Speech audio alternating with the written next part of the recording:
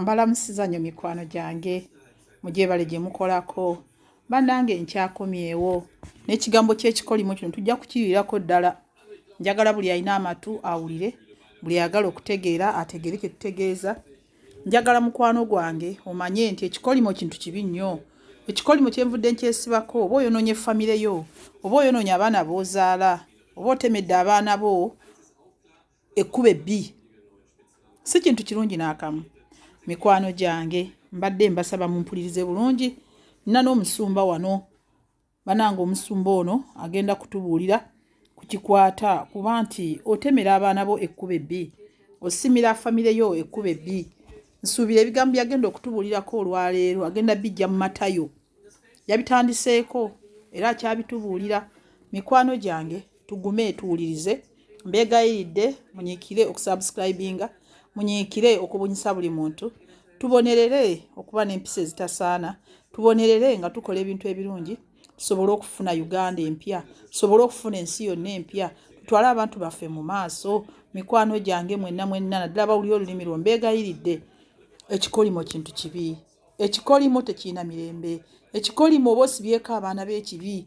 Kanje n'omusumba ono atubuulire ku bino era olwaleero. Matayo 27 bwe tujja enjiri yaffe eno ey'olunaku luno olwaleero mu Kristo Yesu omwana wa Katonda omulamu. Yesu agambye nti 24, naye Piraato bwe yalaba nga taasobole n'akatono nga bayinza okukaayana, n'addira amazzi n'anaaba mu ngalo mu maaso g'ekibiina ng'agamba nti, nze siriiko kabi olw'omusaayi gw'omuntu ono omutuukirivu, omusango gwammwe.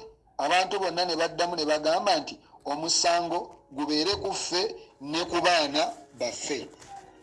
Kukomerera naye nga kyagenda okukola akikola lwa kinyumu, akikola lwaki, naye omusango nga gugenda kubeera ku bo ne ku baana baabwe emirembe n'emirembe gyonna.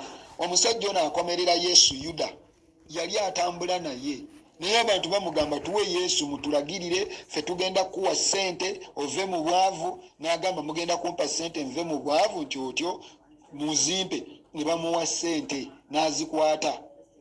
Bw'amala okukwata ssente n'awaayo Yesu n'amukomerera. Yali yakamukomerera bwe bati, n'alaba ekibi kyakoze, nga ne ssente yagenze n'azigulamu olusuku. Bwe yamala ssente okuzigulamu olusuku lwamudibirira, olusuku ne lufuuka lwa musaayi, n'okutuusa essaawa ya leero Yuda yabonaabona, n'abalibwako ekikolimo, n'abalibwako byonna, naye nga kibi kye yakola. Mukama yeebazibwe. Mukazi gwe Mukama bw'akuwa ssente, musajja gwe Mukama bw'akuwa ssente, tosenda mmere y'abantu, abantu bagoba ku mataka. Ekibi ekyo kireme okulabika eri abantu. Lwaki okaabya mulekwa? Lwaki okaabya nnamwandu? Amaziga ge ne gatuuka okukulukuta gatuuke mu maaso ga Mukama. Bayibuli kyeva eyogera mu kitabo kya Zabbuli essula ya 50 okutandikira ku layini ey'e16 okutuuka ku layini ya 22 nti wawaayiriza n'omwana wa nnyoko, ne weekobaana n'abenzi, n'otandika okuvuma nga n'okuduula. Ebyo byonna wabikola n'ensirika n'olowooza nti nenkanankana naawe. Oyo yali Mukama ye yali ayogera. Bannange ebigambo ebyo byonna mbiwulidde. Ku makya ga leero nkedde ne mpulira akatambi nga katambula ku YouTube nga keetala nga kaliko omwami mumanyifu nnyo ku YouTube, Eddie Mizaya, nga kaliko omwami penge bantu bamanyifu, ng'ekizibu kyabwe bali mu kukaayana. Omu agamba munne tugende tufune ssente, gundi nze sijja kufiira mu bwavu, njagala kufuna ssente nyambe abaana bange. Mikwano gyange ekyo omusumba kyava okwogera wano. Laba bw'ateekako ekikolimo ye n'abaana be n'abazzukulu. Tututidde Eddie Mizaya agambye penge titugende tufune ssente, nze sijja kufiira mu bwavu, penge gira tugende tufune ssente, nze obwavu mbukooye. Tegedde tojja kufiira mu bwavu, naye taata abaana bo ojja kuba nga obasimidde ekintu ekibi. Ogenda olyemu omusaayi ogutaliiko kabi, olukwe olwa ssente, mubazituwe tusirike, gundi olimba. Tojja kujjayo ssente za muntu zakuwadde mukolera mulimu. Ne bwe mbeera nze nakugambye genda okola omulimu gwange, era olina ogukola. Ogw'omulimu olina ogukola. Totulimba bulimbi wano ku YouTube tibanakuwa osirike oleme kulima muno gwoyagadde okulirako ssente empindi ku mugongo. Nze sirina muntu gwe ngamba kuba esimbyewo nti guli mpa ssente ngende nnimirire oba Mugisa muntu, ngende nnimirire Bobi Wine, ngende nnimirire President Museveni, ngende nnimirire ani. Nedda. Abantu abo tubaleke bajje nga bwe bali. Batubuulire ebisaanyizo byabwe. Bannange bijja tuyamba. Naye leka kukwata ssente ng'owaliriza muno. Penge tugende. Penge batuwe ssente weziri. Nze yogera bwogezi kigambo. Bala mwasayiningire ssente. Nze ngende. Kijja kuba kiwedde. Naye omusumba akugambye ti ekikolimo kijja kubaako gwe n'abaana bo. Tosenda nnyumba ya munno. Owulidde. Ekagenda kuyingirira Bobi Wine sigu wamuleeta. Toyingirira gundi Mugisa muntu sigu wamuleeta. Baleke bayimirire bulijjo ekintu kiba mu competition. Ne bwe tuba mu ssomero mbamu omwana ow'olubeebe n'owokubiri. Ne bwe giba misinde kuba kasooka n'asembayo. Kakati gwe lwaki oyagala ogenda okulya ssente z'abandi? Oli mu musaayi ogutaliiko kabi olukwe. Kiki kyogenda okukola mwana gwe?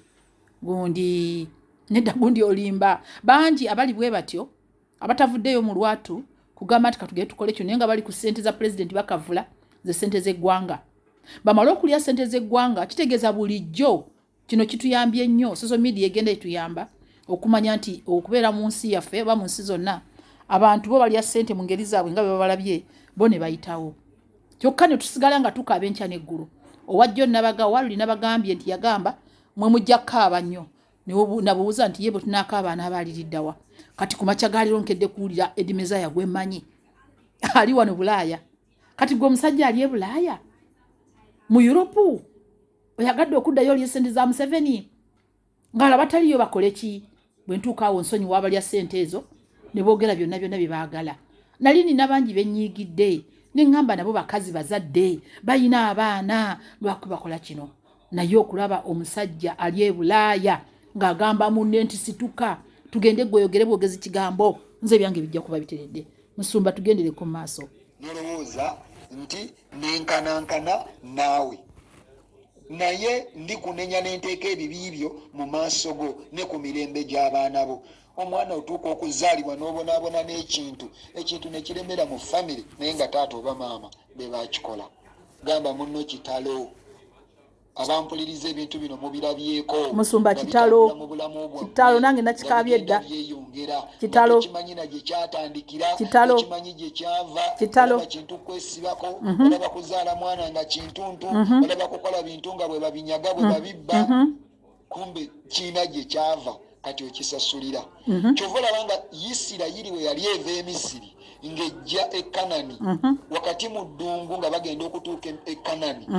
Mukama yagamba Yoswa nti leero njiringisizza ekivume ekibadde ku baana ba Isirayiri. Naye nga gwolooza kyali kivume ki? Ekivume. Musumba kitubuulire. Waliwo ekivume ky'oteeka ku famire yo. Waliwo ekivume ky'oteeka ku baana bo bannyabo ne bassebo. Tukoye okubonaabona ku mirembe gyaffe naye ng'ekibi kyatandikira ku bajjajja. Ekibi gye kyatandikira ku bakitaffe. Bamaidizi mu butuufu nga wamuleeta n'omubonyaabonya wasanga mwana wa musajja waka n'olyoka omubonyaabonya n'omukuunyuula enviiri n'omwokya omuliro n'omutemako engalo n'omumma emmere gwe n'olowooza nti n'owuwo Mukama ali musanyukira mu biseera eby'omu maaso. Banyabo ne basaba ekyo tekirisoboka. Ekyo tekirisobokerako ddala kubanga tugenda kusasulibwa nga bwe twakola era tuweebwe empeera ng'emirimu gyaffe we giri. Erinnya lya Mukama omulungi lyebazibwe nnyo. Haleluya. Bannange tweddeko tubeereko n'emitima tubeereko n'okwagala. Mukazi gwe musajja gwe bana ekintu kye bayita laafu. Musumba we bale nnyo. Mukama bw'aba akuwadde ssente ng'oguza awantu nga kuliko abantu tegeeragana nabo nga tonnasasula. Tegeeragana nabo nga tonneeyongerayo. Oleme kutwala binaakulakira. Mu kkooti akugambe mbu jangu onsayiningire ku kyapa kino nja kuwa ssente naye ng'ekyapa okimanyidde ddala kya nnamwandu. Ekyapa okimanyidde ddala kya mulekwa. Ekyapa okimanyidde ddala si kikyo. N'ennyumba osenze ensende. Ettaka eryo olitwale. Olisenze ligenze. Gwe famire yeebeere bulungi. Bagenda bakaaba. Nti era ne Mukama alibigumiikiriza ebyo. Nedda. N'abigumiikiriza n'abaana bo ne babeera bulungi. Nedda. Tekirisoboka. N'akatono. Musumba banyiniwo bagenze bakaaba. Mukama omulungi yeebazibwe. Atenderezebwe. Tulina okukola tubuulire abaana baffe. Tubuulire mikwano gyaffe. Tugezaako. Jinja kulikuba muntu kulwokuba osanze nga bamukuba. tuplayinga loolo kuzikiriza makagooli. Musumba ekintu ekyo nkyogeddeko ne ŋŋamba nti munnange ono omwami nga tukyali ku ebyo ebyokumenya amayumba akayanye na munne ku YouTube. Penge agamba nti nedda, kyenva mbogera kubanga bataddeyo feesi zaabwe. Penge agamba nedda, sijja kulya lukwe mu musayi gutaliko kabi. Edi Meza yamuga nti genda oyogere bwogezi kigambo nze bampe ssente sigojja okubanga okikoze. Naye Penge agambye nedda, nze okugamba nti ye bakuwe ssente oli mu musayi ogutaliko kabi nze nja kubanga nkikoze. Tukwebaza nnyo Penge, weebale nnyo weebalire ddala genda mu maaso, Mukama akutuweere nnyo omukisa. Penge weebale nnyo weebalire ddala okulaga Mezaya ti ssente si kyekisinga obukulu, ssente si kyekifuga buli kimu. Mezaya ali Sweden, banaye Mezaya ali Sweden gyasabira ssente za president ez'empaka. Olulala yagamba full figure, ntwale wa president yampe ssente, ntwale wa president yampe ssente, kati ate agenzi wa munna Sweden munne. Nze bannange nabagamba mu group yange wanne mbagamba nti Bulaya sigulu, Bulaya sigulu. Abali e Bulaya bakoze ebikolobero bingi nnyo kye mulabyeko ekyolwaleero ku mukutu nga kitambula ku YouTube. Banji mubiraba abandi tetubimanya abantu batusazeewo okusowolayo abantu nga tubagamba nti ono yakola kino ono yakola kino ku Bulaya wano. Kibi nnyo. Bulaya sigulu. Bulaya sigulu. Gwabadde atawaana ennyo nfudde nkwate millions nziwe gundi antwala e Bulaya ne baziriira obwerere bajja kuzirya nnyo. Kati sooka olaba oyinza okuba nga omukisa gwo guli mu Uganda, omukisa gwo guli South Africa, omukisa gwo guli awo ku kaalo kukwozaalwa. Ne tokola kinakwetya kikolimo. Tokola kinakwesibyako kikolimo n'abaana bo n'ezzadde lyo. Abaana n'abazzukulu bonna baffe nga balina ekikolimo. Bannange, bw'olaba nti olina akasente ko sooka owatanyeeko mpola mpola. Okujjako ekitukoze obubi ye gavumenti yaffe okuba nti bw'otandika ne miliyoni emu weekanga oli ku zero. Zonna zifa ne zigenda. Omutuuze mu Uganda takyakola business. Omutuuze mu Uganda tagenda kubako kaafuna. Kyekizibu kye tulina. Abooluganda, fuba nnyo olabe ng'ekikolimo tekyesiba mu famire yo, nga tuteeka kikolimiro ku baana bo, olwa ssente zino ezizze naddala kati obululu si waffe yokka mu Uganda. Amerika waliyo obululu, buli wamu kati obululu bufuuse obululu, wano Germany banaatera okulonda, buli wamu banaatera okulonda, naye bannange sisuubira nti ate mubeeru waliyo ebikolobero bw'ebityo. Gye biri, naye ate bino ebiwaffe mu Bafirika bisusse. Eby'Abafirika bisusse, akwata munna atuga butuzi. Abooluganda, omusumba atugambye